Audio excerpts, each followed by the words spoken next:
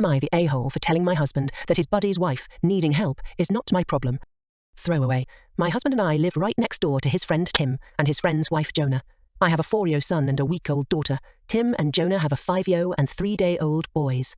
My labour went a lot smoother than hers did. She ended up needing an emergency hysterectomy as she was bleeding out on the ELV bed.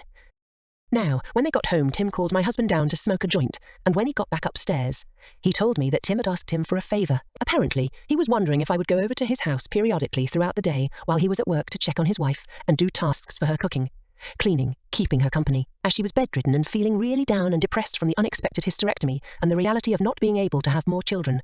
Listen, I feel for the woman. I really do. But this is not my problem. I just had a baby myself a week ago, and even cooking for us is a chore in itself because of how exhausted I am. My husband said, repeatedly, "It's okay if you say no.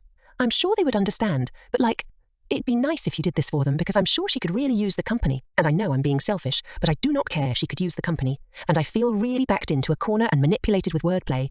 It's okay if you say no, but you should just say yes, that I'm getting really pissed off that I asked my husband why him or his buddy would immediately think I would be available to do this, considering I just had my own baby, and I'm also taking care of our 4-year. He said, I understand that, but you're already up and doing things and she can't even do that because she's bedridden, so she can't even make her kid food or anything. Anyways, I told him no.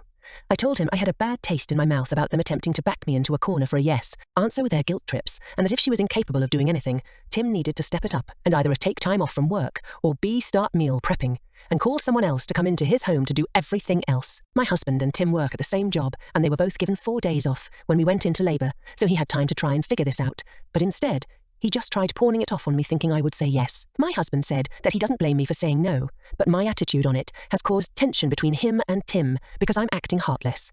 AITA for not caring that Jonah needs help and telling them it's not my problem.